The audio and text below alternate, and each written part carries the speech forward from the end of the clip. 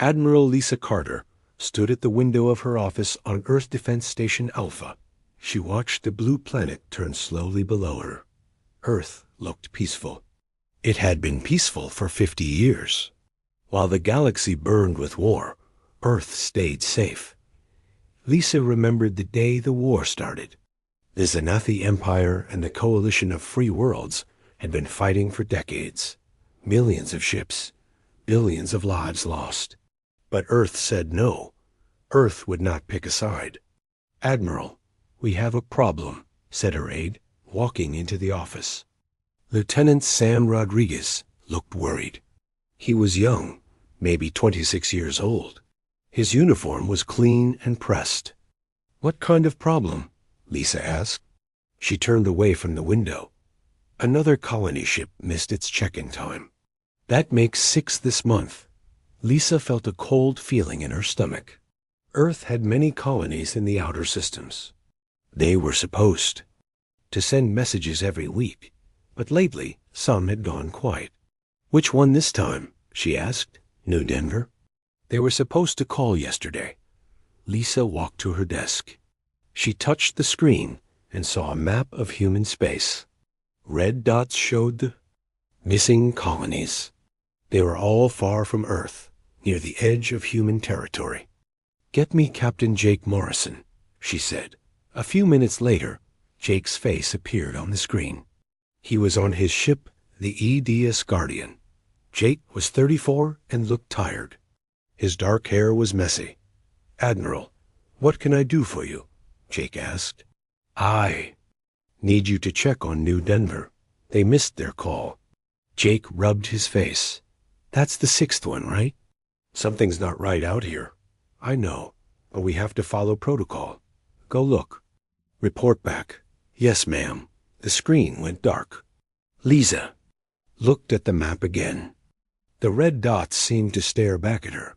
On Lunar Research Station, Dr. Marcus Webb was working late again. The space station orbited Earth's moon. Marcus was studying alien technology that Earth had bought from traders. Both sides in the war sold weapons to Earth. Earth sold food and medicine back to them. Marcus picked up a small device. It was Xanathi technology, supposed to be a shield generator. But when he tested it, strange readings came up on his computer. "That's not right," he said to himself. The energy patterns were different from normal Xanathi tech. They looked older. Much older. Marcus ran the test again. Same result. He checked his equipment. Everything worked fine. Where did this come from? He wondered. He pulled up the records. A trader had sold it to Earth last month. The trader said he found it in a wrecked ship near the war zone. Marcus saved his data and made a note to investigate more tomorrow. But something bothered him. The energy signature reminded him of something he had seen before. 3 days later, Captain Morrison reached the New Denver system. What he found made him sick. The colony ship was there, but it was dead. No lights, no power, no life signs. "Guardian to New Denver, please respond," he said into his radio. Silence. Jake ordered his crew to scan the ship. What they found was worse than he expected. "Captain," said his science officer, "there's no one alive on that ship, but there's something else." "What?" "The damage patterns. They're not from Xanathi or Coalition weapons." Jake looked at the readings.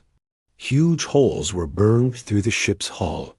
The metal around the holes looked melted and twisted. "What could do this?" he asked. "I don't know, sir. I've never seen anything like it." Jake recorded everything. He took pictures and collected metal samples from the wreckage.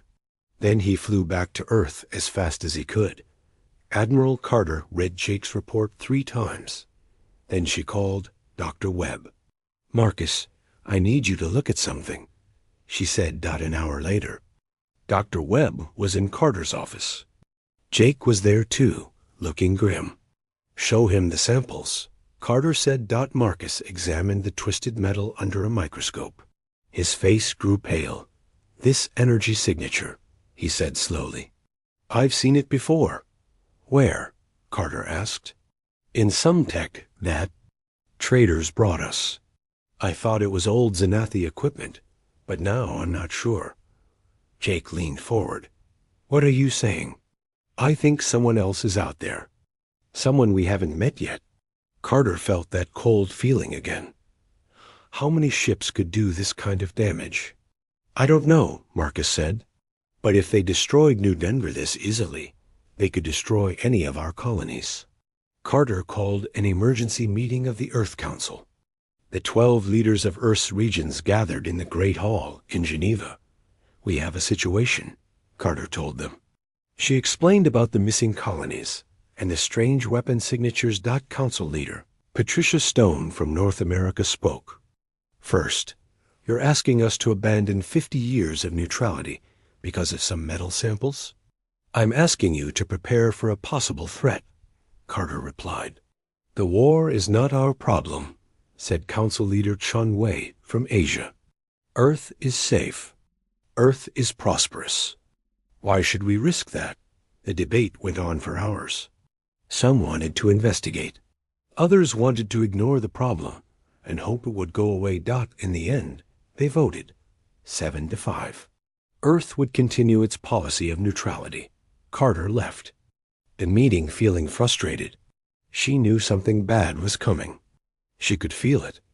That night, she stood at her window again, looking at Earth.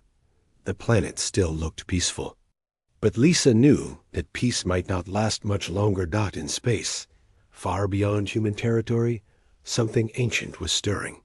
Ships that looked like nothing humans had ever seen were moving through the darkness. They had been watching. They had been testing. And now they were coming. The quiet peace that Earth had enjoyed for 50 years was about to end.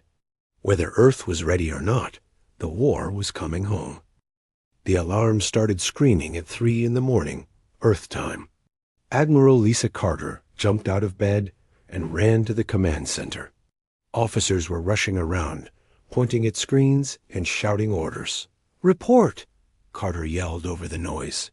Admiral? We have contacts at the edge of the solar system, said Lieutenant Rodriguez. 50 ships, maybe more. They just appeared out of nowhere. Carter looked at the main screen. The ships were huge, bigger than anything humans had ever built. They looked wrong somehow. Dark metal twisted into shapes that hurt to look at. Are they Xanathi or Coalition? She asked. No, ma'am. We've never seen anything like them. Carter's blood turned cold. Get me General Kevin Hayes. Wake up the whole defense fleet. And call Ambassador Claire Thompson. We might need to talk to these people. Within an hour, Earth's small defense fleet was ready. 30 ships against 50 unknowns. The math did not look good. General Hayes arrived at the command center. He was 52 years old and had gray hair. His uniform had many medals on it. What's the situation? He asked. Unknown ships. Unknown technology. They're not responding to our messages. Hayes studied the screen. We should attack first. Hit them before they get closer to Earth. We don't know if they're hostile, Carter said. They destroyed our colonies. That sounds hostile to me. Ambassador Thompson arrived next. She was 41 and always looked calm, even in crisis. She wore a blue dress instead of a uniform. Has anyone tried talking to them? She asked. We've been sending messages for an hour, Rodriguez said. No response. Thompson sat down at a communication station. Let me try. She opened a channel to the alien ships. Unknown vessels. This is Ambassador Claire Thompson representing Earth and all human colonies. We wish to speak with you peacefully. For a long moment, nothing happened. Then the screen flickered. A face appeared that made everyone in the room step backward. The alien looked almost human, but wrong. Its skin was gray and seemed to move like liquid. Its eyes were completely black. When it spoke, its voice sounded like metal scraping on stone. Humans, it said, we are the Voidborn. Your time of hiding is over. Thompson tried to stay calm. We greet you, Voidborn. We are peaceful people. Perhaps we can discuss whatever problems exist between us. The alien laughed. The sound made everyone's skin crawl. Problems? You are vermin. You spread too fast. You pollute the galaxy with your kind. This will end. We have lived in peace for 50 years, Thompson said. We have harmed no one. You have harmed the order of things. The galaxy was clean before your species learned to travel between stars. Now you infest system after system. General Hayes stepped forward. Are you the ones who destroyed our colonies? The Voidborn's black eyes seemed to focus on him. We tested you. We studied how you fight, how you die. You are weak but stubborn. This makes you dangerous. Carter felt sick. You killed innocent people just to test us?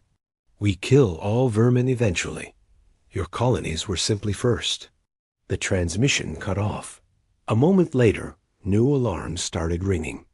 Admiral, the alien ships are moving, Rodriguez reported. They're heading for Mars. Carter grabbed the communication system. All ships, this is Admiral Carter. Prepare for combat. Protect Mars colony at all costs. The first battle between humans and Voidborn lasted 3 hours. Captain Jake Morrison led 6 patrol ships against 2 Voidborn scouts near Mars. The alien ships moved like nothing Jake had ever seen. They flowed through space like water, changing direction without slowing down. Their weapons fired beams of purple energy that cut through human shields like paper. Guardian to all ships, Jake said into his radio. Don't fight them like normal. Enemies, they're too fast. Use the asteroids for cover. Jake's ship dove behind a large rock, just as a purple beam passed where he had been. The beam hit the asteroid and turned half of it into vapor. These things are way ahead of us in technology, his weapons officer said. Maybe, but they fight like they expect us to run, Jake replied. Let's surprise them. Instead of retreating, Jake ordered his ships to spread out and attack from all sides. The Voidborn scouts seemed confused by this tactic. They expected humans to run away. Jake's ship fired everything it had at one scout. The alien ship's shields held, but Jake noticed something important. Did you see that? He asked his crew. See? What, Captain?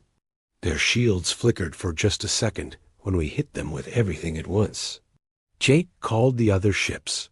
Concentrate all fire on one target. Hit it with everything you have.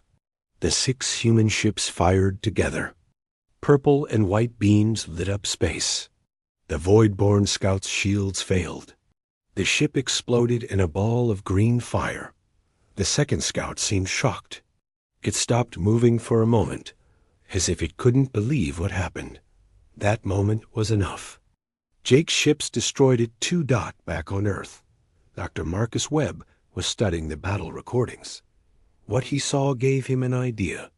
Their technology is more advanced than ours, he told Admiral Carter, but it's designed to fight enemies who think the same way they do. What do you mean? Carter asked. The Voidborn seem to fight in patterns, like they're following rules, but humans don't follow those rules.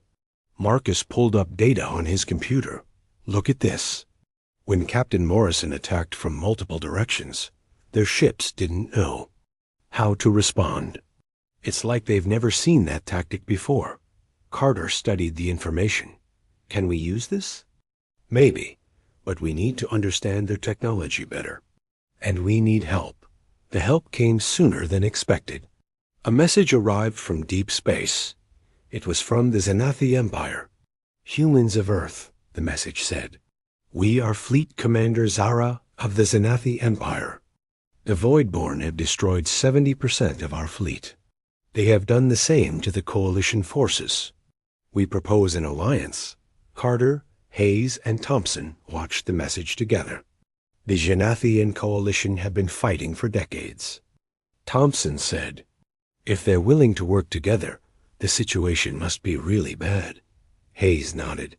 We need all the help we can get. Carter made her decision. Send a reply. Tell them we accept their proposal. But before the message could be sent, new alarms started ringing. This time, they were much louder. Admiral, Rodriguez called out, we have a big problem. The main void-born fleet is moving toward Earth. On the screen, hundreds of alien ships appeared. They were heading straight for Earth's solar system. Carter felt her heart pounding. How long until they get here? 6 hours, ma'am. Carter looked around the command center. Everyone was scared, but ready to fight. Send the message to the Xanathi, she said. Tell them to hurry. Can get me Captain Morrison. Jake's face appeared on screen. He was still near Mars, and his ship showed damage from the battle. Admiral, what are your orders? Fall back to Earth, Captain. We're going to make our stand here. Yes, ma'am, but Admiral, what is it? We hurt them today. They're not as tough as they want us to think. Carter almost smiled. Good. We're going to need every advantage we can get. As the void-born fleet approached Earth, people around the world looked up at the sky. Many were afraid, but some, like Jake Morrison, were ready to fight. The war had finally come to Earth, but Earth was not going to give up without a fight. The void-born ships reached Earth just as the sun was setting over North America. Admiral Carter watched from her command station as purple beams started falling from the sky. Earth's defense platforms fired back, but their weapons barely scratched. The alien ships. Evacuation centers are at full capacity, reported Lieutenant Rodriguez. But some people are refusing to leave their homes. Carter understood. Earth had been safe for so long that many people couldn't believe it was really under attack. The first void-born landing ships came down in major cities around the world. They were huge black pyramids that crushed buildings when they landed. Doors opened in the sides, and alien soldiers marched out. Colonel Nick Peterson was in New York when the first pyramid came down in Central Park. He was 39 years old and commanded Earth's best Marine unit. When he saw the aliens, he immediately started organizing resistance. All units, this is Colonel Peterson, he said into his radio. The enemy is on the ground. Fight them in the streets. Use the buildings for cover. The void-born soldiers were 7 feet tall and covered in black armor. They carried weapons that fired purple energy blasts. But Peterson noticed something important right away. They're strong, he told his Marines, but they move like robots. They don't adapt. If we change our tactics, they get confused. Peterson's Marines used hit-and-run attacks. They would pop out of buildings, shoot at the aliens, then disappear before the void-born could respond. The aliens seemed to expect humans to line up and fight face-to-face, not in London. Engineer Maya Davis was working in her basement laboratory when the attack started. She was 31 years old and specialized in weapons technology. When she heard the explosions outside, she knew what she had to do. Maya had been studying alien technology that Dr. Webb had shared with Earth scientists. She grabbed pieces of void-born equipment that had fallen from damaged ships and started working. If I can combine their energy systems with our targeting computers, she muttered to herself, maybe I can make something that can hurt them. She worked for 6 hours straight while the battle raged above her. Finally, she had something new. A rifle that used void-born energy technology, but was controlled by human electronics. Maya ran upstairs and found Colonel Peterson's Marines fighting in the street. Colonel, try this, she shouted, throwing him the new weapon. Peterson caught the rifle and fired it at a void-born soldier. The purple beam went right through the alien's armor. The soldier fell down and didn't get up. How many of these can you make? Peterson asked. Give me more alien parts, and I'll make hundreds. Meanwhile, in the Pacific Ocean, Captain Tony Mitchell was commanding a submarine when the attack began. He was 42 and had spent his whole career underwater. But when he saw the void-borne ships in orbit, he had an idea. If space is like the ocean, he thought, then maybe submarine tactics will work. Mitchell took his submarine to the surface and modified its systems. He used stealth technology to hide from void-borne sensors, then fired missiles at their ships. From unexpected directions, the aliens couldn't understand how humans were attacking them from the water. Their ships were designed to fight in space, not against submarines on Earth's surface. Dr. Marcus Webb was working frantically in his laboratory on Luna Station. He had discovered something important about void-borne technology. They use quantum computers, he told Admiral Carter over the communication link. But their programming is rigid. If I can create a virus that spreads through their network, it might disrupt their systems. Can you do it? Carter asked. I'm trying, but I need more time. Time was something Earth didn't have. More void-borne ships kept arriving. They were bombing cities and landing more troops. But humans were fighting back in ways the aliens didn't expect. In Tokyo, citizens were using the subway tunnels to move around without being seen. They would pop up behind void-borne soldiers and attack with whatever weapons they could find. In Moscow, people were using the city's old nuclear bunkers as bases for resistance fighters. The void-borne couldn't find them underground. In São Paulo, engineers were building traps in the streets. When void-borne vehicles tried to pass, they would fall into hidden pits or get caught in electric nets. Captain Jake Morrison was leading the space battle above Earth. His small fleet was outnumbered 50-1, but they were using tactics the void-borne had never seen. Don't fight their big ships, Jake told his pilots. Go after their communication arrays, blind them. Human fighters were small and fast. They could slip between the giant void-borne ships and attack their weak points. The aliens were used to fighting big fleets in organized formations. They didn't know how to deal with swarms of tiny ships attacking from all directions. Lieutenant Sam Rodriguez had become one of Jake's best pilots. He was leading a group of fighters against a void-borne command ship when he noticed something.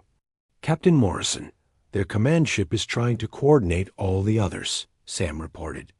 If we can take it out, the rest might get confused. Too dangerous, Jake replied. That ship has too much firepower. Maybe, but someone has to try. Sam didn't wait for permission. He dove his fighter straight at the command ship, dodging purple beams and missile explosions. His ship was hit several times, but he kept flying. At the last second, Sam ejected from his fighter. The ship crashed into the command ship's bridge and exploded. The result was immediate. All the other void-borne ships stopped moving for several minutes. Without their command ship telling them what to do, they didn't know how to react. Jake's fleet used those minutes to destroy 5 more alien ships. Back on the ground, Colonel Peterson was getting reports from around the world. The aliens are pulling back from the cities, one of his officers reported. But they still control the orbital space around Earth. Peterson smiled grimly. They came down here expecting to fight an army. Instead, they found millions of people who won't give up. Maya Davis had set up production lines in underground factories. She was making hundreds of the new hybrid weapons every day. Human soldiers could finally fight the void-borne on equal terms. Dr. Webb finally finished his quantum virus. He uploaded it to every human computer network he could reach.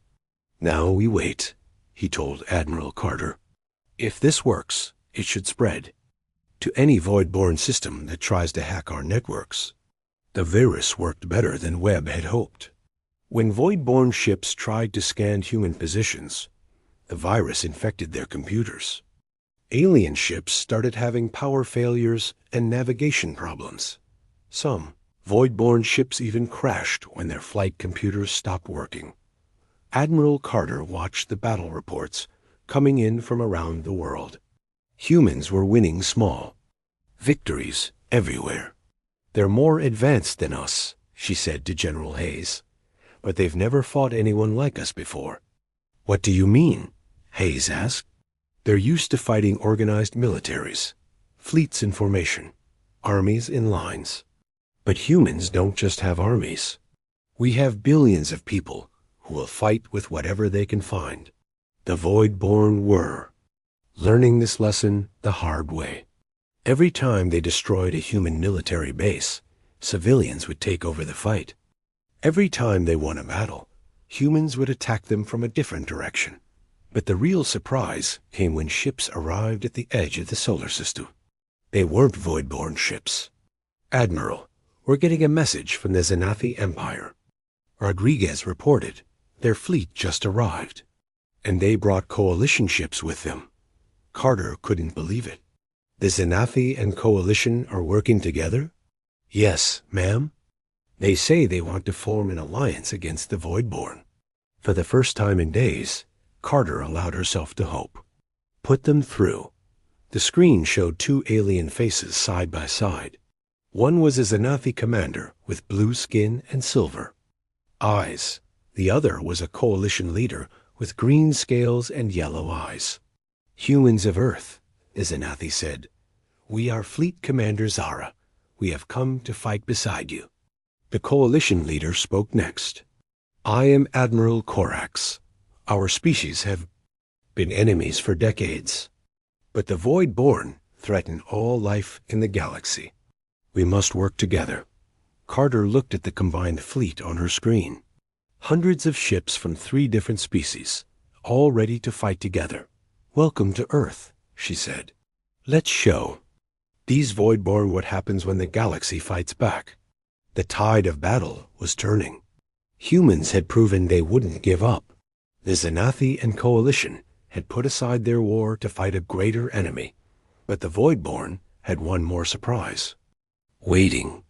Deep in space, something much larger than their invasion fleet was heading toward Earth. The real fight was about to begin. Commander Alex Turner had never worked with aliens before. He was 36 years old and had commanded human fleets for 10 years. But now he stood on the bridge of a Xanathi ship, trying to coordinate attacks with beings he couldn't even pronounce. The names of the Xanathi ships are too slow, he told Admiral Carter over the communication link. And the Coalition ships are too aggressive. They keep breaking formation. Carter was watching the battle from Earth Defense Station Alpha. The combined fleet was fighting Void-born ships near Jupiter, but they weren't working well together. What do you suggest? Carter asked. Let each species do what they do best, Turner replied. Don't make them fight like humans. Turner had been studying the different alien fighting styles. The Xanathi were careful and methodical. They liked to plan every move. The Coalition forces were fast and liked to attack head-on. Humans were somewhere in between, but they were better at changing tactics quickly. Xanathi ships, take the left flank, Turner ordered. Move slow and steady. Coalition ships, hit them from the right side. Human ships will go through the middle and keep them confused. For the first time, the combined fleet worked like a team. The Void-born ships found themselves surrounded by enemies using completely different fighting styles. They couldn't adapt. Fast enough. Dr. Rachel Stone was working in a medical tent on Earth's surface. She was 29 years old and specialized in studying alien biology. When human soldiers brought her a wounded Void-born prisoner, she made a discovery that changed everything. They're not just one species, she told Colonel Peterson. They're a hive mind. Peterson looked at the alien prisoner. It was unconscious and hooked up to medical machines. What does that mean? It means they all share the same thoughts, Rachel explained. That's why they fight in patterns. They're all thinking the same way. Is that why they get confused when we change tactics? Exactly. They can't understand how we think as individuals. Rachel studied the prisoner for hours. She discovered something else important. The Voidborn had once been organic beings like humans, but they had replaced their bodies with machines and connected their minds together. They gave up their individuality for power, she told Admiral Carter, but that's also their weakness. Meanwhile, Captain Tony Mitchell was developing new tactics for the space battle. He had brought his submarine warfare experience to the fleet commanders. Space is three-dimensional, he explained to the alien captains. We can attack from above, below, anywhere. But the Voidborn only think in flat formations. Mitchell's tactics worked. Human, Xanathi, and coalition ships started attacking Voidborn. Fleets from unexpected directions. The aliens couldn't keep track of enemies coming from above and below at the same time. Engineer Maya Davis was working with alien scientists to improve their weapons. She had set up a laboratory on the Xanathi flagship where humans and aliens worked together. Your energy technology is more advanced than ours, she told the Xanathi engineer Kalara. But our targeting systems are more flexible. Together, they created new weapons that combined the best of both technologies. The new guns could punch through Voidborn shields and track multiple targets at once. The coalition contributed their own technology, shields that could change frequency to block different types of weapons. Combined with human tactics and Xanathi precision, the alliance was becoming stronger every day. Admiral Frank Cooper arrived from the outer colonies with what remained of Earth's deep space fleet. He was 48 years old and had gray hair from years of commanding long voyages. His ships were damaged, but his crews were experienced. The Voidborn have been destroying everything in their path, Cooper told the Alliance commanders. But they're not as invincible as they want us to think. We hurt them at Kepler Station. Cooper had fought the Voidborn before and learned their weaknesses. He shared this knowledge with the Alliance fleet. They regenerate their ships using nanotechnology, he explained. But if you hit them with electromagnetic pulses, the nanobots stop working. The Alliance started using EMP weapons in every battle. Voidborn ships would get damaged and then couldn't repair themselves. Lieutenant Sam Rodriguez had survived his suicide mission against the Voidborn command ship. He was now leading a squadron of mixed human and alien fighters. Working with pilots from 3 different species was challenging, but Sam was learning. Xanathi pilots are careful, he told his human wingmates. They never take unnecessary risks. Coalition pilots are brave, but sometimes too aggressive. We need to balance both styles. Sam's mixed squadron became one of the most effective units in the fleet. They used Xanathi planning, coalition courage, and human adaptability to win battles. That seemed impossible. Dr. Marcus Webb had been working with alien scientists to improve his quantum virus. The Voidborn had started defending against it, but Webb found new ways to make it spread. Their hive mind is actually a quantum network, he explained to the Alliance scientists. If we can disrupt that network, their coordination will collapse. Webb and his team created a new version of the virus that specifically attacked hive mind connections. When it worked, entire Voidborn fleets would suddenly start flying in random directions. Commander Turner was coordinating the largest space battle in galactic history near the Kepler Nebula. Thousands of ships from 4 different species were fighting in a cloud of gas and dust. Use the nebula, Turner ordered. Hide in the gas clouds and attack when they can't see you coming. The battle lasted for 12 hours. The Alliance lost many ships, but they destroyed twice as many Voidborn vessels. More importantly, they captured a Voidborn intelligence ship intact. Dr. Stone studied the captured ship and made a terrible discovery. They're not just trying to conquer the galaxy, she told Admiral Carter. They're trying to cleanse it. They think all organic life is a disease that needs to be cured. How do we stop something like that? Carter asked. We have to reach their central command. The whole hive mind is controlled from one location. But finding that location would be nearly impossible. The Voidborn had hidden their command center somewhere in the vast galaxy. The answer came from an unexpected source. The captured Voidborn ship contained star charts showing every system the hive mind had conquered. At the center of their territory was a system marked with symbols that none of the Alliance scientists could read. That has to be it, Turner said. Their home base. Admiral Cooper studied the charts. It's defended by thousands of ships. We'd need our entire fleet to have any chance. Then that's what we'll use, Carter decided. But as the Alliance prepared for their final assault, long-range sensors detected something terrifying. A massive Voidborn superweapon was moving toward Earth. It's a planet killer, the sensor operator reported. If it reaches Earth, it will destroy the entire planet. Carter felt ice in her veins. The Voidborn weren't just trying to defeat humanity. They were planning to eliminate them completely. How long until it reaches Earth? She asked. 6 days. Turner looked at the star charts again. We can't reach their home base and get back in time to stop the planet killer. Then we have to split our forces, Carter decided. Some ships stay to defend Earth. The rest attack their command center. It was a desperate plan. If either mission failed, billions would die. Admiral Cooper volunteered to lead the attack on the Voidborn home base. I've been fighting them the longest. I know their tactics.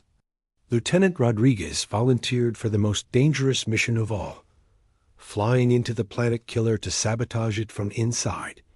It's a suicide mission, Carter warned him. Maybe, Sam replied, but someone has to try. The Alliance fleet prepared to split up for 2 impossible missions. They would either save the galaxy or die trying. Dr. Webb made one final improvement to his quantum virus. This version will spread through their entire network, he told Cooper. But you have to upload it directly to their central command computer. Consider it done, Cooper replied. As the ships prepared to leave, representatives from all 3 species gathered on Earth's surface. They stood in the ruins of New York City, where Colonel Peterson had first fought the Voidborn. Whatever happens, Admiral Carter told them, we fought together. We proved that different species can work as one. The Xanathi commander nodded.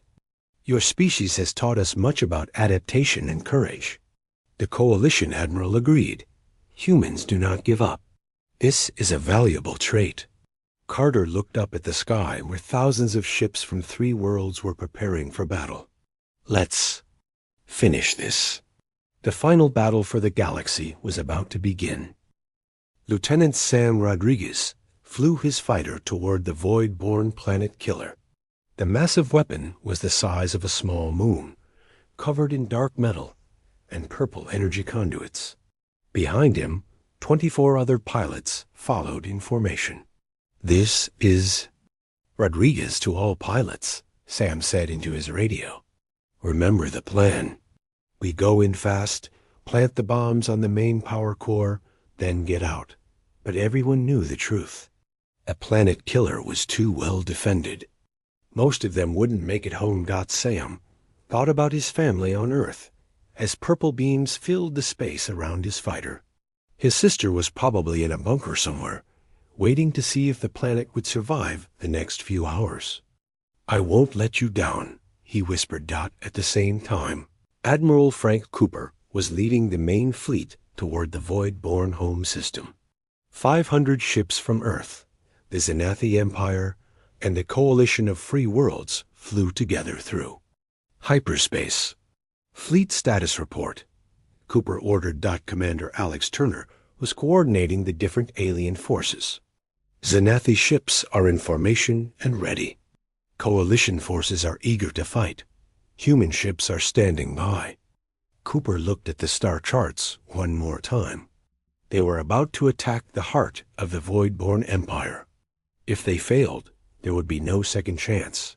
Dr. Webb, is the virus ready? Cooper asked. Dr. Marcus Webb was on the flagship, carrying the quantum virus that could destroy the void-born hive mind. The virus is loaded and ready to upload. But I have to get close to their central computer. We'll get you there, Cooper promised. On Earth, Admiral Lisa Carter was watching both missions from her command center. President Lara White stood beside her. The president was 50 years old and had been elected just before the war started. She had never expected to lead Earth through an alien invasion. How long until the planet killer is in range? President White asked. 3 hours, Carter replied. If Lieutenant Rodriguez can't stop it, we'll have to evacuate as many people as possible. And if Admiral Cooper's mission fails, then the Voidborn will rebuild their forces and try again. This is our only chance to end this war. Private Danny Clark was 22 and guarding the evacuation center in Chicago. He had joined the Army right after the invasion started. Now he was helping load civilians onto transport ships. Don't worry, he told a scared little girl. The heroes are going to save us. Danny hoped he was right. Sam Rodriguez's squadron reached the planet killer's outer defenses. Hundreds of small void-born fighters swarmed out to meet them. The space around the massive weapon became a deadly light show of purple and white energy beams. Break formation, Sam ordered. Use your speed. Don't let them surround you. Human fighters were smaller and more agile than void-born ships. Sam's pilots used this advantage, diving and weaving between the alien fighters. But there were many enemies. One by one, Sam's pilots were shot down. Their voices crackled over the radio as their ships exploded. Rodriguez, there are too many of them, one pilot called out. Keep going, Sam replied. We have to reach the power core. Sam's fighter was hit by a purple beam. Alarms started screaming in his cockpit. His left engine was dead, and his shields were failing. I'm hit, he told his remaining pilots. But I can still fly. Only 6 fighters were left when they reached the planet killer's surface. They flew through a canyon between massive weapon towers, searching for the main power core. There, Sam's wingman pointed out, that structure in the center. The power core was a huge crystal that glowed with purple energy. It was surrounded by defensive turrets and energy barriers. This is as far as we go together, Sam told his pilots. I'll take the core. You cover my escape.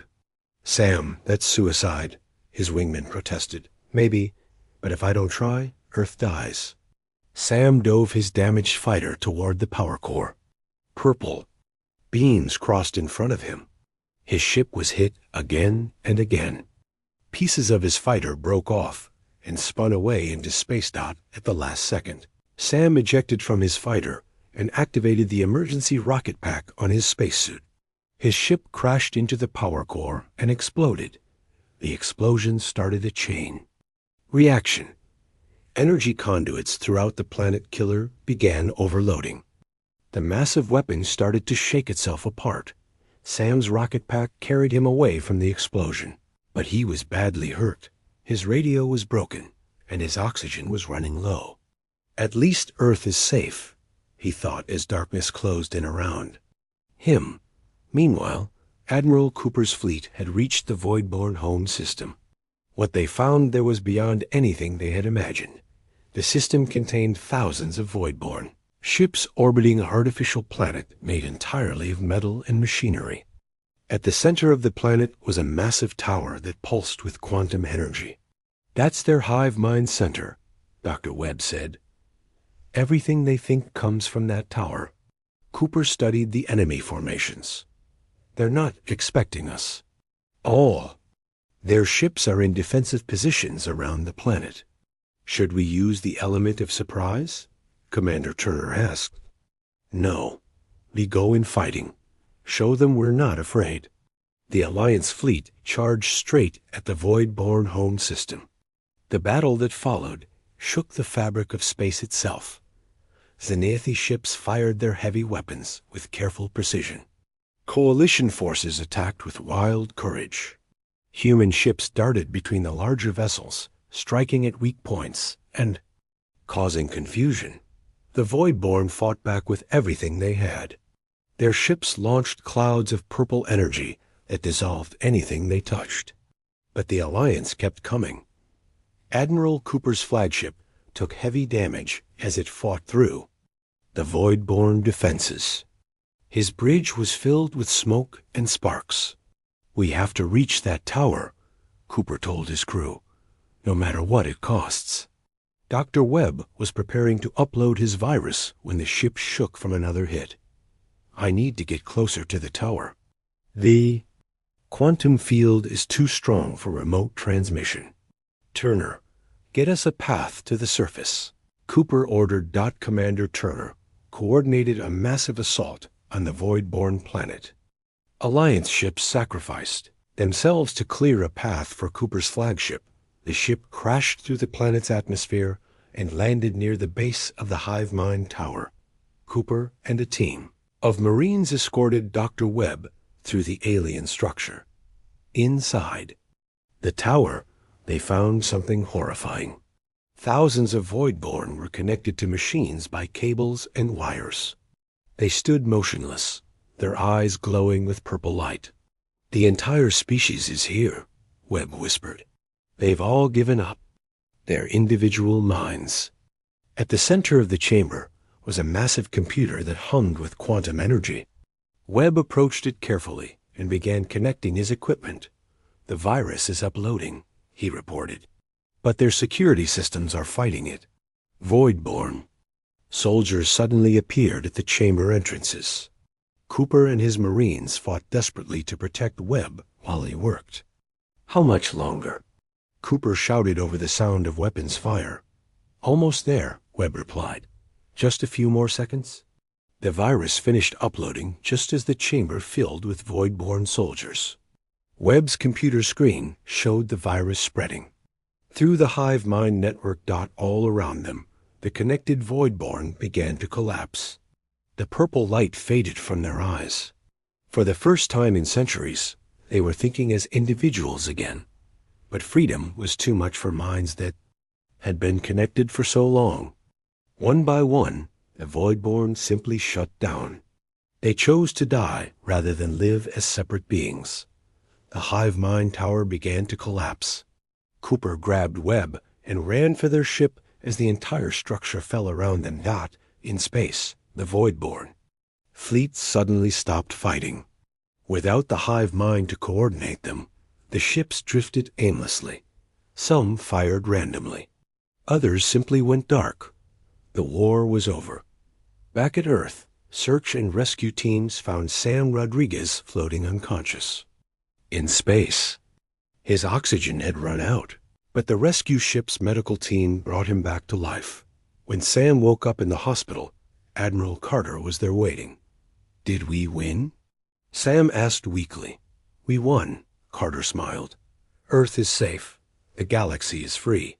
6 months later, representatives from dozens of species gathered on Earth for the signing of the Galactic Peace Treaty.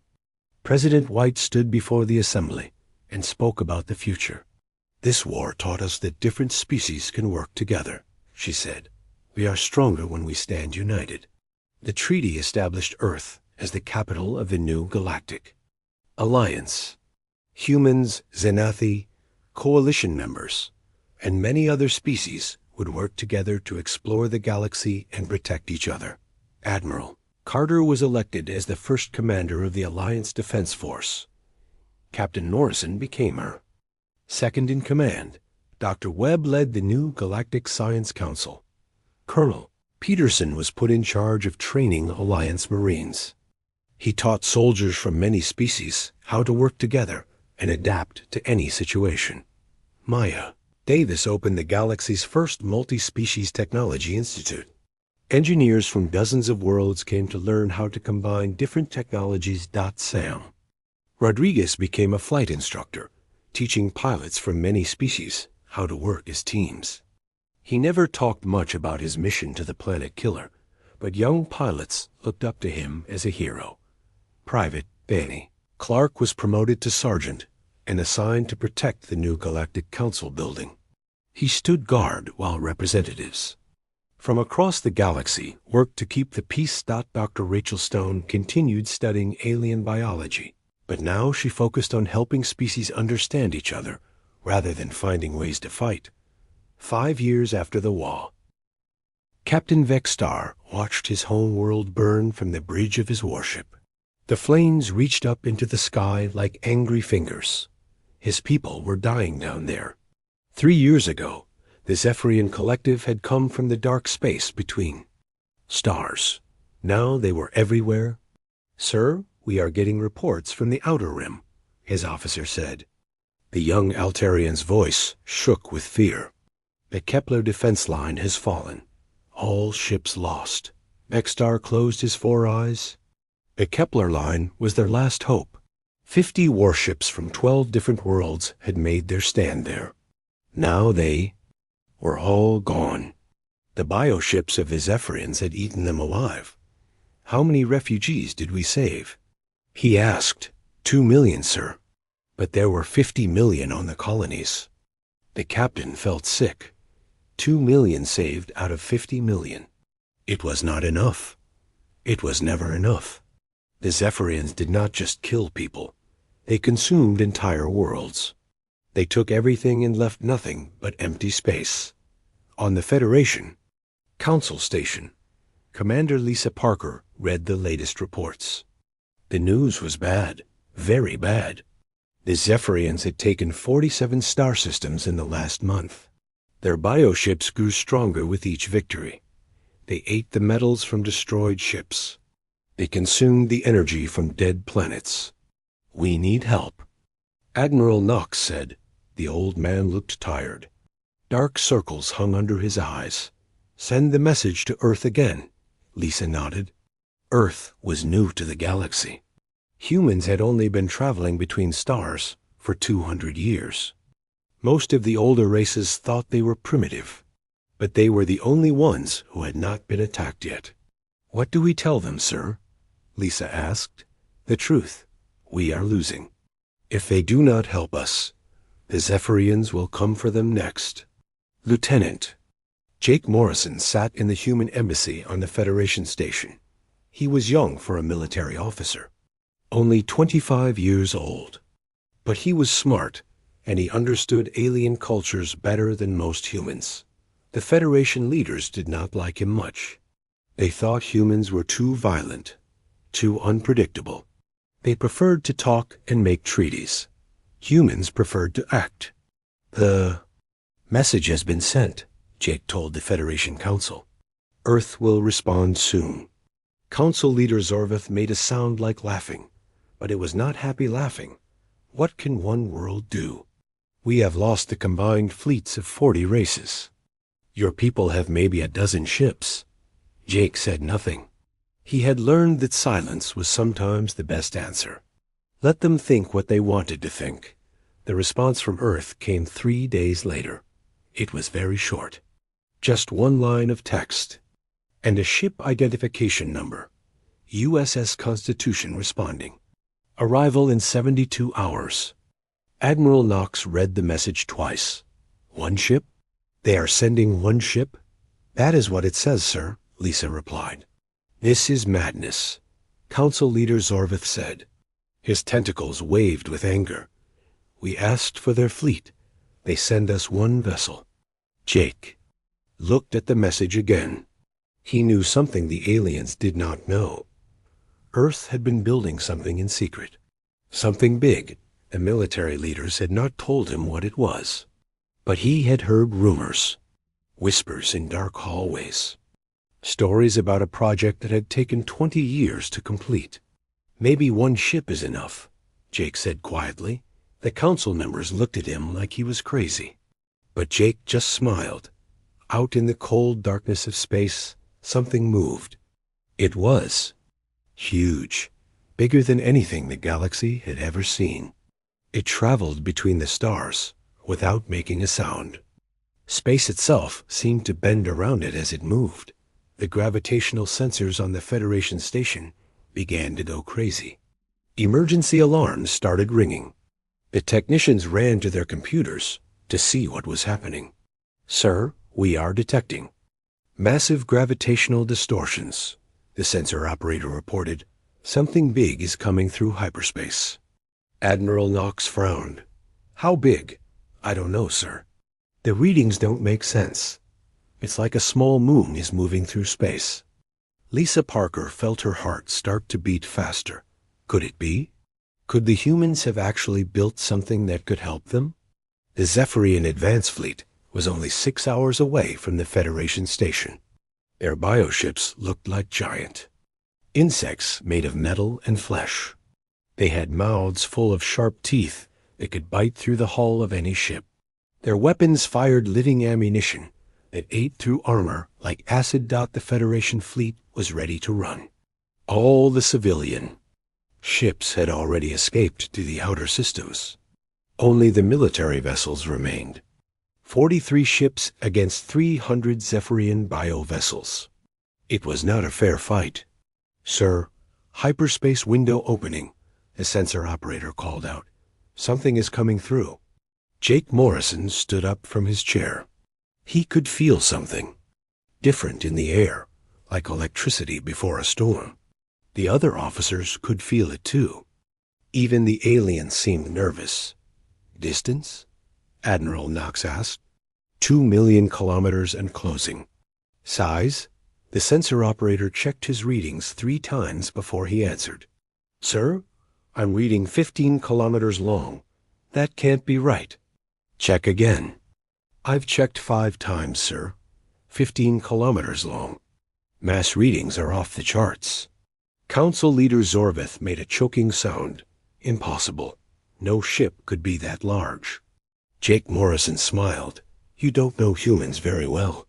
The USS Constitution dropped out of hyperspace like a mountain falling from the sky. Its arrival sent shockwaves through normal space. Every sensor for 10 light years detected the massive disturbance. Communication systems went dead. Navigation computers crashed. And somewhere in the dark, the Zephyrian bioships stopped their advance. For the first time in 1,000 years, they felt something they had never experienced before. Fear. Admiral Kate Sullivan stood on the bridge of the USS Constitution and watched the stars. She was 45 years old and had been in space for most of her life. But she had never commanded anything like this ship. Nothing like this ship had ever existed. "All systems are running perfectly, Admiral," Chief Engineer Ryan Hayes reported. His voice came through the communication system with pride. Ryan had spent 10 years building this ship. It was his baby, his masterpiece. The Constitution was 15 kilometers long and 3 kilometers wide. Its hull was made from metals that did not exist anywhere else in the galaxy. Human scientists had created them in laboratories deep underground on Earth. The ship had weapons that could destroy planets, engines that could bend space itself. "How are our guests doing?" Kate asked. Lieutenant Amy Watson checked her screens. She was the ship's communication officer and AI specialist. "The Federation observers are still in shock, Admiral. I don't think they believed we could build something this big." Kate smiled. The Federation had sent 3 officers to observe the human response to their crisis. They had expected to see a small fleet of primitive ships. Instead, they got one vessel that was larger than their entire space station. "Show me the tactical display," Kate ordered. The main screen lit up with a map of local space. Red dots showed the Zephyrian bioships. There were 300 of them moving toward the Federation station. Each one was the size of a city block. Their organic hulls pulsed with alien life. Captain Alex Turner studied the enemy formation from his position in the Marine Bay. He commanded 2,000 of Earth's finest soldiers. They wore powered armor and carried weapons designed to fight in space. Alex had been fighting aliens for 15 years. These Zephyrians would be different from anything he had faced before. "Sir, the bioships are strange," his sergeant reported. "Our sensors show They are part machine and part living creature. They seem to think as one mind. Good, Alex said. When you cut off the head, the body dies. Dr. Helen Cross worked in her laboratory, deep inside the Constitution. She was Earth's top expert on alien biology. For the past 3 days, she had been studying data about the Zephyrian bioships. What she found excited her. "Admiral, I think I have found something important," Helen reported over the communication system. "Tell me, Doctor." "The bioships are connected by organic neural networks, like a giant brain spread across space. If we can disrupt those connections, they will lose their coordination." Kate nodded. Human military doctrine was simple. Find the enemy's weakness and hit it hard. The Zephyrians had ruled the galaxy for 1,000 years because no one had figured out how to break their neural link. But humans were good at breaking things. Captain Danny Foster sat in the tactical center and planned the attack. He was 32 years old and had graduated first in his class from Earth's War College. Danny understood space combat better than anyone else on the ship. "The Federation forces are retreating," he reported. 43 ships running from 300. They are scared. "Can you blame them?" Kate asked. "They have been losing for 3 years. "No, Admiral, but fear makes people stupid. Look at their formation. They are bunched together like sheep. One good hit and half their fleet is gone." Kate studied the tactical display. Danny was right. The Federation ships were flying too close together. They were protecting each other, but they were also making themselves one big target. "Send a message to the Federation fleet," Kate ordered. "Tell them to spread out and follow our lead." "Amy." Watson sent the message. The reply came back quickly. "Admiral Knox wants to know what you plan to do with one ship against 300, Amy reported. "Tell him he's about to find out." The Zephyrian bioships moved through space like a school of fish. They flowed around asteroids and gas clouds without breaking formation. Their hulls rippled with bioluminescent patterns that pulsed in rhythm. With their shared thoughts, the lead bioship was the size of a small city. Its commander was a creature that had lived for 800 years. It had consumed the fleets of 40 races. It had eaten entire worlds.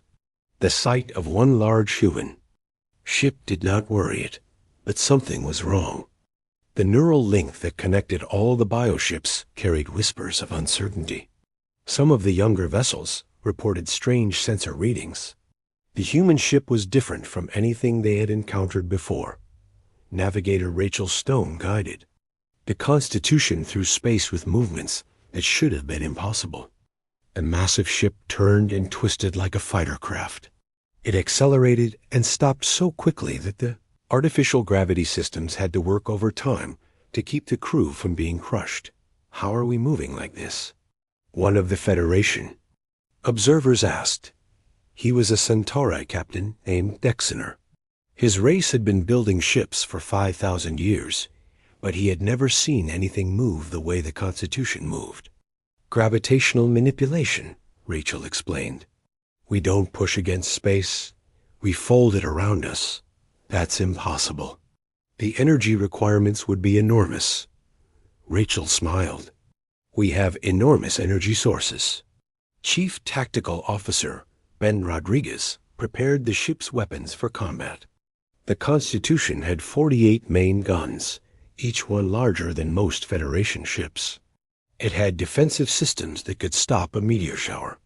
It had missiles that could track targets across star systems. "All weapons ready, Admiral," Ben reported. "Thank you, Ben. Hold fire until I give the order." "Yes, ma'am." The Zephyrian advance scouts reached weapons range of the Federation station. They opened fire with bioplasma cannons that shot streams of living energy. The Federation defensive platforms fired back with laser arrays and particle beams. Battle was not going well for the defenders. The bioships absorbed energy weapons and grew stronger. Their organic hulls healed damage almost as fast as it was inflicted. 3 defensive platforms exploded in balls of fire. Admiral, the Federation is requesting immediate assistance. Amy reported. Kate looked at the tactical display. The enemy bioships were 2 million kilometers away and closing fast. The Constitution could engage them now, but Kate wanted them closer. Much closer. Not yet, she said. Sir, they are dying out there, Captain Turner said over the communication system. I know, Alex, but if we engage now, some of them will escape. I want them all in one place. Danny Foster understood the Admiral's strategy. It was brutal but effective. Let the enemy commit all their forces to the attack, then hit them when they could not retreat. The Zephyrian bioships pressed their assault on the Federation station. More defensive platforms died. A few Federation ships that tried to fight were quickly overwhelmed. Admiral Knox sent desperate messages requesting help. 1 million kilometers and closing, Rachel reported. Still too far, Kate said. 500,000 kilometers. Wait for it. The bioships reached the Federation station and began their final attack. They swarmed around the structure like insects around a light. Their bioplasma weapons cut through the station's armor. Explosions lit up the darkness of space. Now, Admiral? Ben asked. Kate watched the tactical display. Every single Zephyrian bioship was focused on the station. None of them were watching for threats from behind. Now, she said. The USS Constitution accelerated toward the battle at 20% of light speed. Space itself seemed to scream as the massive ship tore through the fabric of reality. The gravitational waves from its passage shook planets in distant solar systems. Target the lead bioship, Kate ordered. Full power to main guns. Targeting solutions locked, Ben replied. Fire. The Constitution's main guns spoke with the voice of thunder. The Constitution's first salvo lit up space like a newborn star. 12 massive kinetic rounds shot out of the main guns at 90% of light speed. Each round was the size of a small building and made from the densest materials known to. Human science. The lead Zephyrian bioship never saw them coming. The first round punched through its organic hull like a bullet through paper. The second round tore off one of its weapon pods. By the time the third round hit, the bioship was already breaking apart. Direct hit. Ben Rodriguez shouted from his tactical station. Target destroyed. Admiral Kate Sullivan watched the explosion on her main screen. The bioship died in a ball of fire that could be seen from 3 star systems away. But she was not celebrating yet. There were still 299 enemy ships left. Secondary targets locked, Ben reported, firing electromagnetic pulse cannons. The Constitution's EMP weapons were Dr. Helen Cross's idea. She had discovered that the Zephyrian bioships used organic neural networks to communicate. These networks were very sensitive to electromagnetic interference. A strong enough pulse could scramble their collective mind. Blue lightning shot out from the Constitution's weapon pods. The electromagnetic energy spread through space like ripples on a pond. When it hit the bioships, their hull patterns stopped, pulsing. Their coordinated movements became confused and erratic. Neural link disrupted, Helen reported from her laboratory. They can't think together anymore. The effect was immediate and devastating. The bioships had spent 1,000 years fighting as one unified organism. Now each ship was alone with its own primitive mind. They began to panic. Some bioships turned to flee. Others attacked their neighbors by mistake. A few simply stopped, moving and floated dead in space. The perfect formation that had terrorized the galaxy for 3 years fell apart in minutes. Captain Danny Foster saw the opportunity immediately. Admiral, recommend we coordinate with Federation forces for a combined attack. The enemy is vulnerable. Agreed. Amy, send attack coordinates to Admiral Knox. Lieutenant Amy Watson transmitted the tactical data to the Federation fleet. The alien ships had been hiding behind the space station, afraid to engage the superior enemy. Now they saw the bioships in complete disarray. Federation fleet acknowledging attack plan, Amy reported. They are moving to engage. The battle turned into a massacre. Federation ships that had been running in fear suddenly found courage. They swooped down on the confused bioships like hawks hunting rabbits. Laser beams and particle cannons lit up the darkness, but the Constitution was not finished. Chief Engineer Ryan Hayes had been waiting 3 years to test his ship's most powerful weapons. The main guns were impressive, but they were just the beginning. Admiral, requesting permission to activate the gravitational disruptors, Ryan said over the communication system. Kate smiled. She had been hoping someone would ask. Permission granted. Show them what human engineering can do. The gravitational disruptors were Ryan's masterpiece. They could create artificial black holes that lasted for exactly 30 seconds. Long enough to destroy anything caught in their pull, but not long enough to become dangerous to nearby friendly ships. Targeting cluster of 20 bioships on the port side, Ben announced. Firing gravitational disruptor. A point of absolute darkness appeared in the middle of the bioship formation. For 1 second, nothing seemed to happen. Then space itself began to twist and bend. The bioships stretched like rubber as the artificial black hole pulled them apart. 20 bioships that had been alive and dangerous became scattered, atoms in the space of 5 seconds. The black hole disappeared as suddenly as it had appeared, leaving only empty space where the enemy fleet had been. The remaining Zephyrian bioships tried to retreat, but the Constitution was faster. Navigator Rachel Stone guided the massive ship through impossible maneuvers. She could make the 15-kilometer vessel spin like a top or stop on a single point. How is this possible? Captain Dexner asked. A Federation observer was still in shock from watching the human ship move. Your vessel is larger than our biggest space station, but it moves like a fighter craft. Humans don't believe in impossible. Rachel replied, We just believe in better engineering. Captain Alex Turner was getting impatient in the Marine Bay. His soldiers were ready for action, but the space battle was moving too fast for boarding operations. Admiral, request permission to deploy assault teams. Negative, Alex. I need your Marines ready for the main event. Main event, ma'am? Kate looked at her tactical display. Most of the bioships were dead or dying, but the real enemy had not shown itself yet.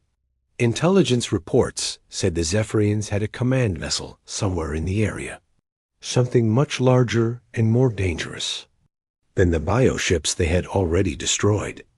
Long-range sensors are detecting a massive hyperspace signature, Amy reported. Something big is coming. How big? Kate asked. Bigger than us, Admiral. The hyperspace window that opened 5 minutes later was the largest anyone had ever seen. It stretched across 1 million kilometers of space, like a wound in reality itself. What came through made even the Constitution look small. The Zephyrian command ship was the size of a small moon. Its bioorganic hull pulsed with veins of living light. Weapon pods dotted its surface like tumors. At its center was a massive eye that looked directly at the Constitution with ancient intelligence. Well, Kate said calmly, that's new.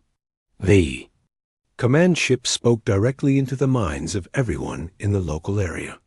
Its voice was like the sound of 1 billion insects screaming in harmony.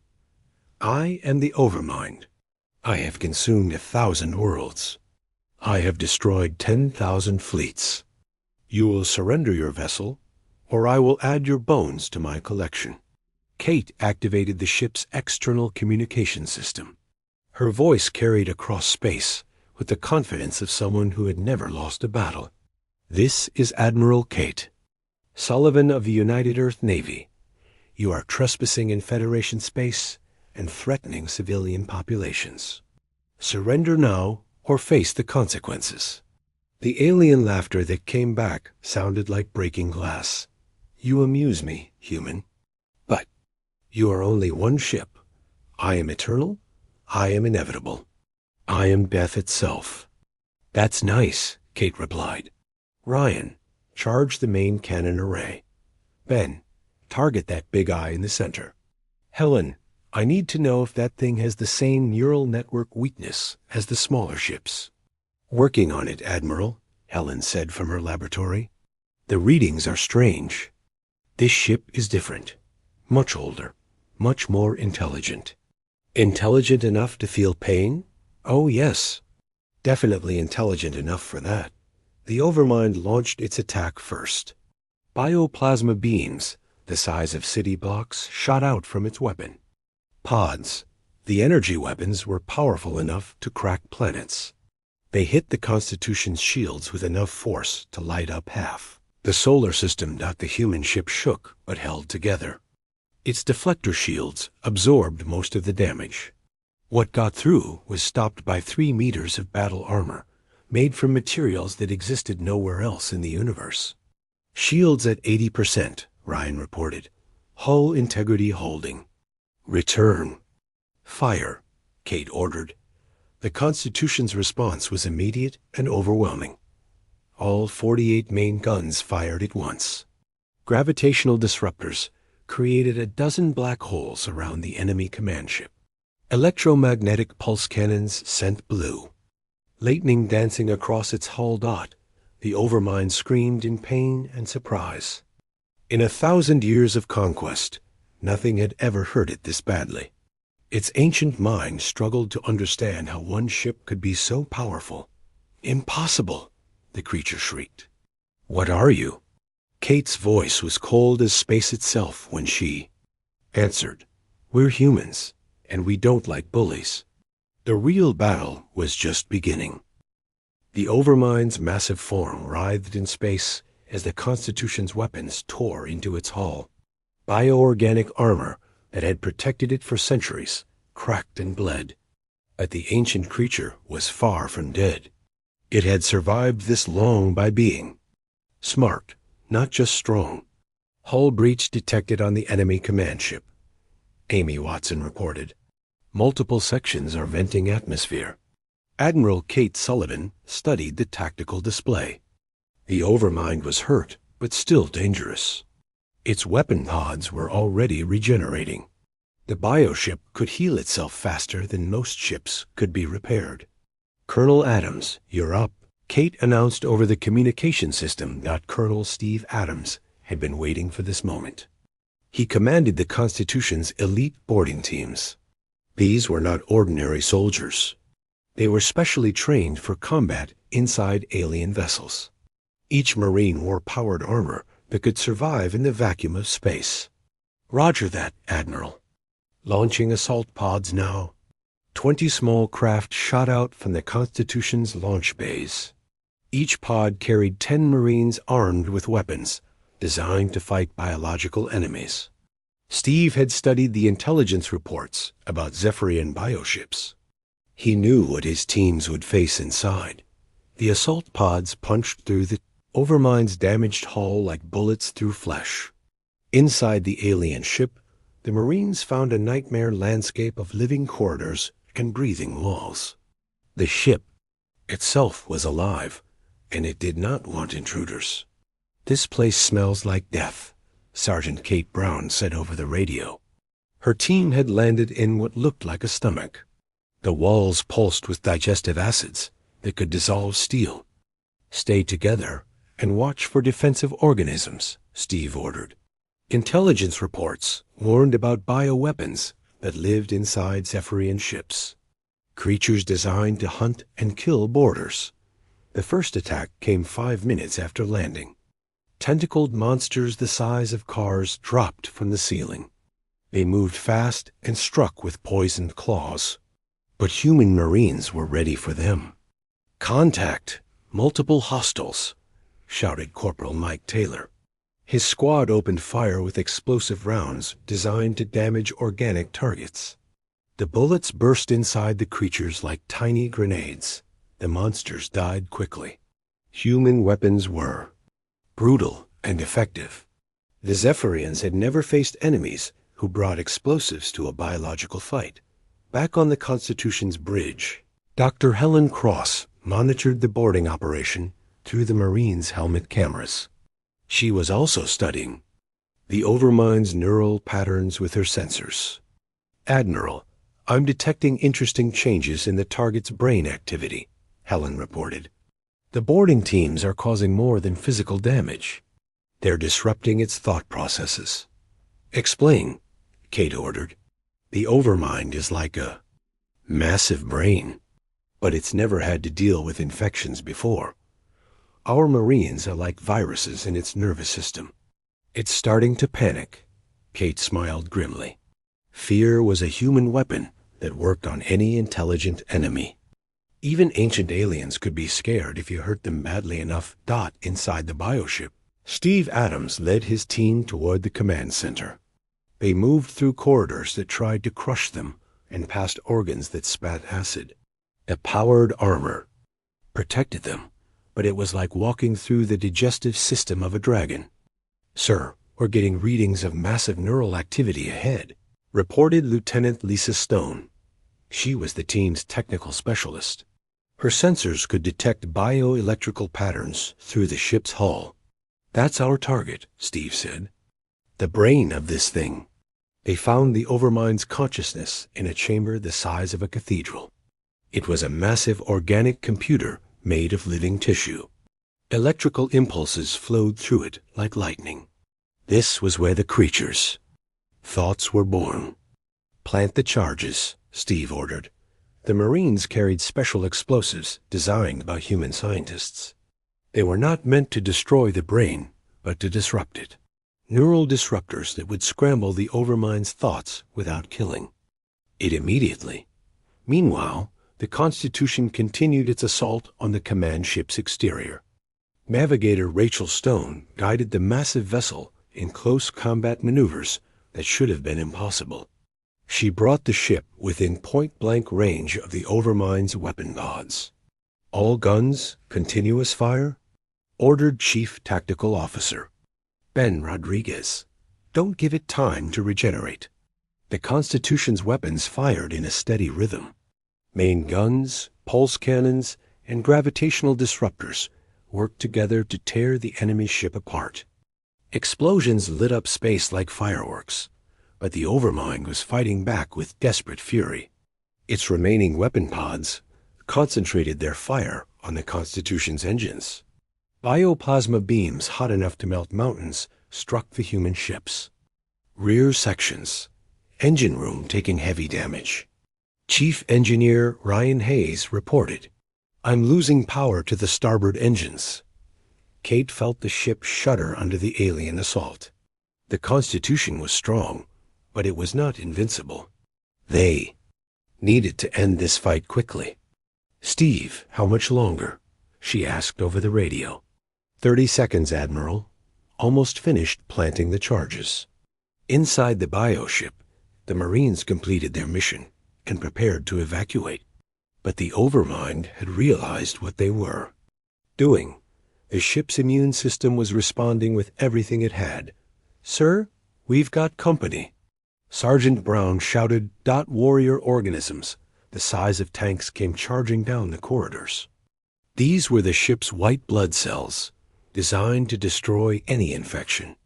They had claws that could cut through steel and hides thick enough to stop bullets. "Fall back to the extraction point," Steve ordered. "Fighting retreat." The Marines moved backward through the ship while firing everything they had. Explosive rounds, plasma grenades, and portable missile launchers filled the corridors with destruction. The warrior organisms died, but more kept coming.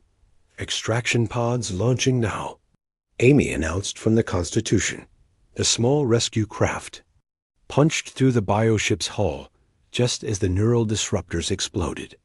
The Overmind's scream of pain and confusion echoed across 3 star systems. Every radio in the area picked up the creature's psychic death cry. "All teams recovered," Steve reported as his pod docked with the Constitution. Charges detonated. Successfully. On the main screen, Kate watched the Overmind's massive form convulse in space. Its weapon pods stopped firing. Its hull patterns went dark. The ancient creature that had terrorized the galaxy for 1,000 years floated helpless and broken. But Kate was not finished with it yet.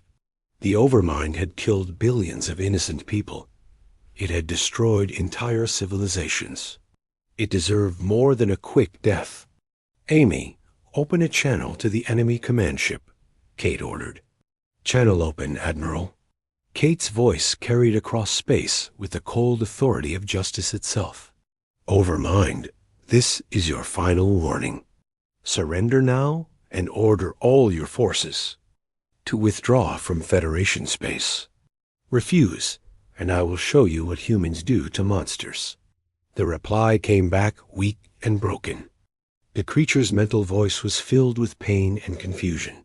What have you done to me? I cannot think clearly. My thoughts are scattered like leaves in a storm. "That's just the beginning," Kate said.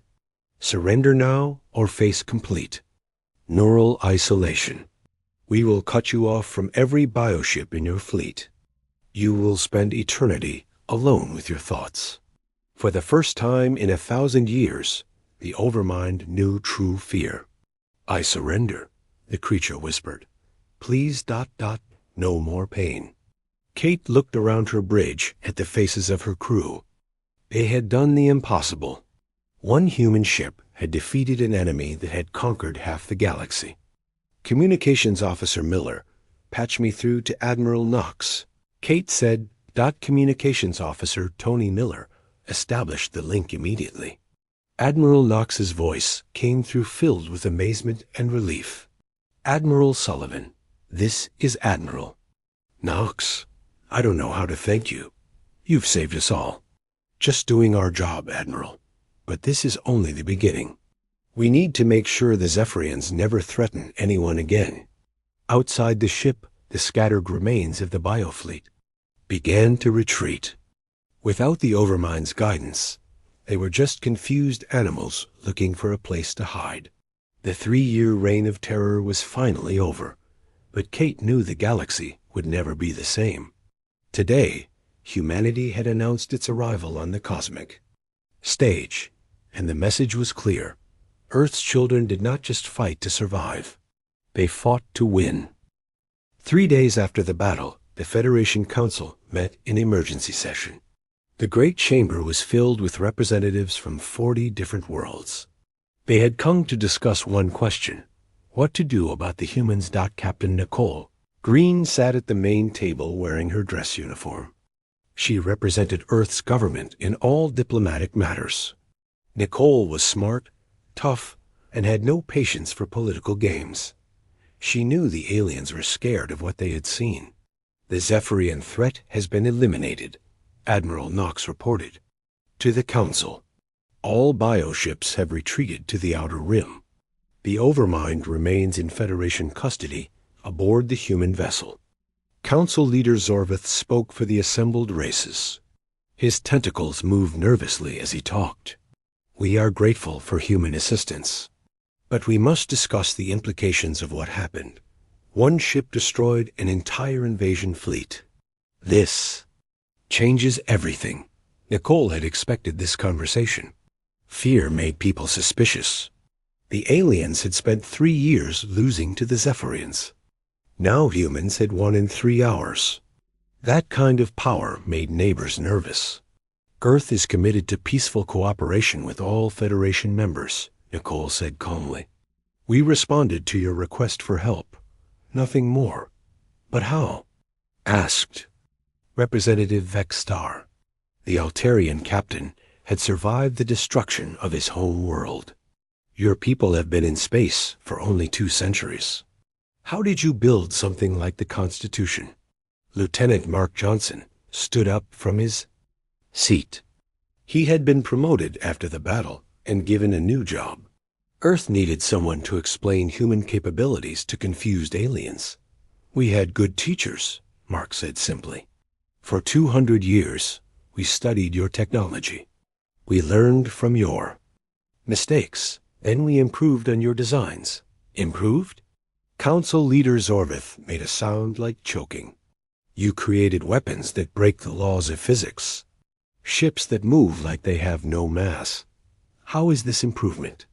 Humans don't accept limitations, Mark replied. When someone tells us something is impossible, we try harder. On the Constitution, Admiral Kate Sullivan walked through the detention section where the Overmind was being held. The ancient creature had been moved to a special chamber designed to contain bioorganic entities. It was still alive, but completely isolated from its fleet. Dr. Helen Cross monitored the prisoner from her laboratory. The Overmind's neural patterns had stabilized, but its mind was broken. 1,000 years of collective consciousness had been replaced by solitary confinement. How is our guest? Kate asked. Cooperative, but fragmented, Helen replied. I don't think it can handle being alone. The neural disruptors did more damage than we expected. Good. Has it provided the information we requested? Yes. Location of all Zephian colonies. Fleet strength. Command structure. Everything we need to make sure they never threaten anyone again. Kate nodded. The Overmind had been very helpful. Once it realized the alternative was complete mental isolation. Fear was a wonderful motivator, even for ancient aliens. In the Federation Council chamber, the debate continued. Some representatives wanted to give humans a leadership role in galactic defense. Others worried about creating a new threat worse than the Zephyrians. The question before us is simple, said Captain Dexner. The Centauri officer had witnessed the battle from the Constitution's bridge. Do we trust the humans to use their power responsibly? Can we afford not to? Asked Admiral Knox. The Zephyrians were not the only threat in the galaxy. There are other enemies out there. Pirates, raiders, hostile AI systems. We need the human fleet to protect us. Council Leader Zorvith was not convinced. How do we know the humans won't decide to conquer us themselves? They have the power to destroy any world they choose. Nicole Green had heard enough. She stood up and looked around the chamber at all the alien faces. Some showed fear. Others showed hope. All of them showed respect. Let me explain something. About humans, Nicole said. We don't conquer people who ask for help.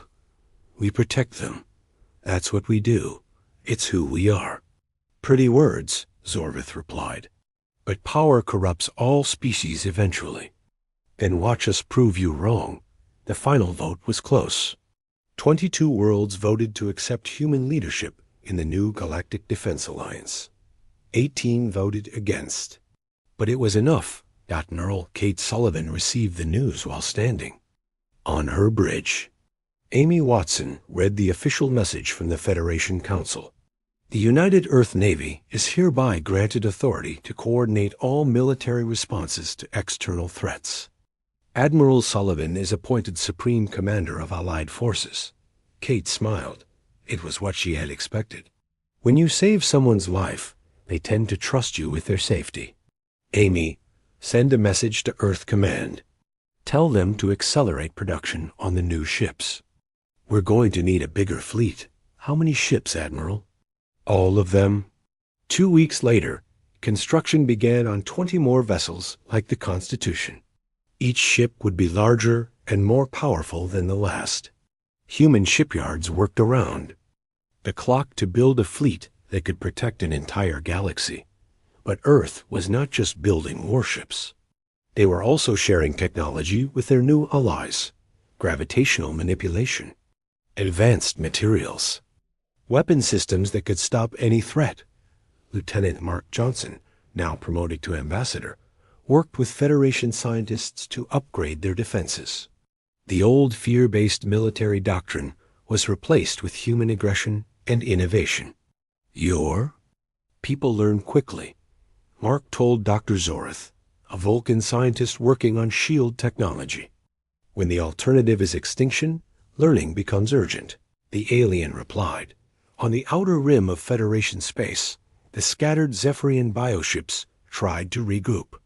But they found no safe harbor.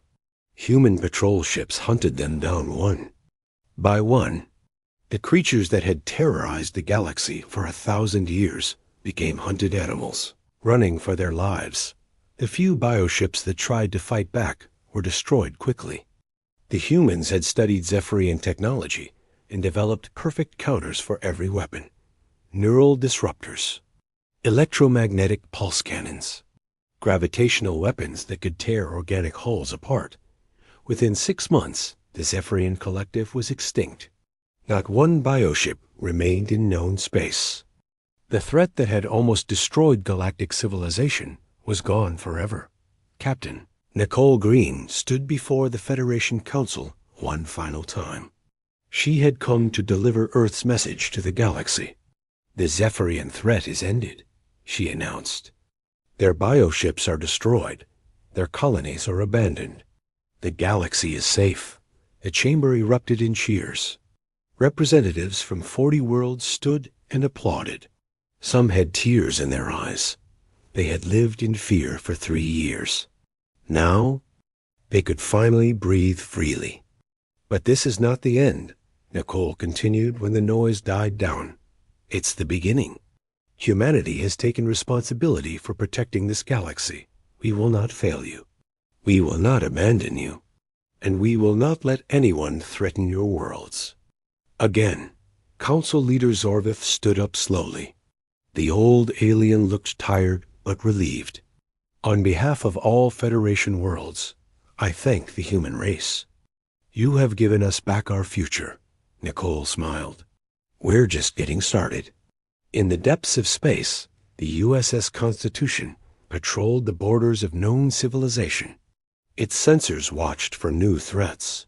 Its weapons stood ready to defend the innocent. Admiral Kate Sullivan had made a promise to protect the galaxy, and she intended to keep it.